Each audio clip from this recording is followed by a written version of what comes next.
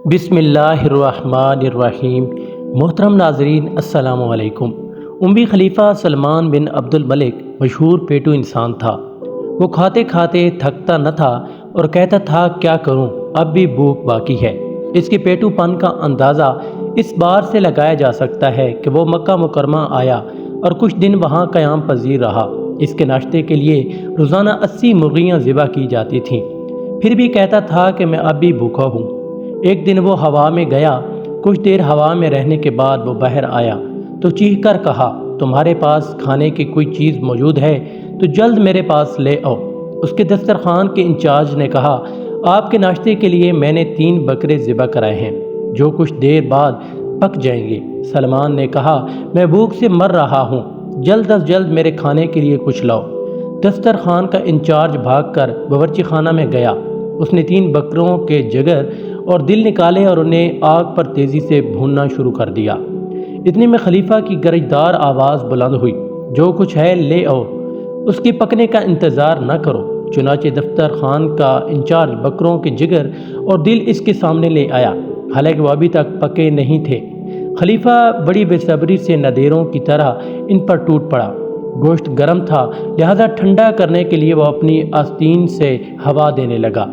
اس وجہ سے اس کی آستین پر گوشت کے داغ پڑ گئے، حالانکہ اس وقت اس نے انتہائی قیمتی شاہی لباس پہنا ہوا تھا۔ بنو امیہ کی حکومت کے زوال کے بعد ایک دن ہارون رشید نے اموی حکومت کے عجائبات دیکھنے کے لیے خزانہ کھلوایا۔ اس نے دیکھا کہ خزانہ میں اموی دور کے بے شمار ہیرے، جواہرات اور قیمتی دھاتیں موجود تھیں۔ وہ خزانہ میں اس نے ایک قمیض دیکھی جسے سونے کی تاروں سے بنایا گیا تھا اور اس پر انتہائی نفیس اور قیمتی جواہر ٹکے ہوئے تھے، لیکن اس کی آستین پر چربی کے دھبے تھے۔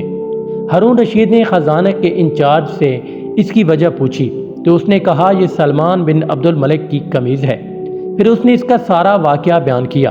محترم ناظرین، ہمیں یہ عقیدہ رکھنا چاہیے کہ سیر و سراب ہونا بھی خدا کے ہاتھ میں ہے۔ اگر خدا ہمیں سراب نہ کرنا چاہے تو ہم 100 گلاس پانی پی کر بھی پیاسے ہی رہیں گے، اور اگر ہمیں سراب کرنا چاہے تو 1 گلاس ہمارے لیے کافی ہے۔ اور یہ کبھی نہیں کہنا چاہیے کہ کھانے سے انسان کی بھوک مٹ جاتی ہے۔ ہاں، جب خدا چاہے کہ کھانا مفید ثابت ہو، ہضم ہو اور جسم کا جزو بنے تو پھر کھانے سے بھوک مٹ جاتی ہے، ورنہ ہم بھی سلمان بن عبد المالک کی طرح ہر وقت کھاتے ہی رہیں گے لیکن سیر نہ ہو پائیں گے۔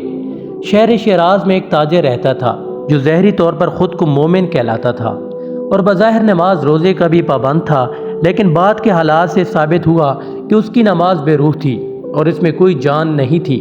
ہوا یہ کہ وہ تاجر مخلص ہو گیا اور اس پر ایسی نوبت آئی کہ وہ کاروبار چھوڑ کر گھر میں بیٹھ کر سوچنے لگا کہ میں کب تک گھر کا سامان بیچ کر خود و نوش کا سامان حاصل کرتا رہوں گا۔ گھر کا سامان بیچ کر زیادہ سے زیادہ 3 سال کا عرصہ بسر ہو سکے گا، اس کے بعد میں کیا کروں گا؟ کیا 3 سال بعد میں کریوں میں بیٹھ کر بھیک مانگوں گا؟ یہ سوچ کر وہ بہت پریشان ہوا اور اس نے خودکشی کا فیصلہ کر لیا۔ چنانچہ اس نے کہیں سے زہر حاصل کیا اور اسے کھا کر اپنی زندگی کا خاتمہ کر لیا۔ یہ تاجر زندگی میں بظاہر نمازی بنتا تھا، لیکن وہ خدا کی قضاء و قدر کا منکر تھا، اس لیے اس کا خاتمہ کفر پر ہوا، کیونکہ اللہ کی رحمت سے مایوسی کفر ہے۔ جیسے کہ سورہ یوسف کی آیت نمبر 87 میں اللہ تعالیٰ کا فرمان ہے، اللہ کی رحمت سے مایوس نہ ہونا، چونکہ کافر ہی اللہ کی رحمت سے مایوس ہوتے ہیں۔ بے شک مایوسی گناہ کبیرہ ہے۔ جو شخص خدا کی رحمت سے مایوس ہو جاتا ہے تو وہ کافر ہو کر مرتا ہے۔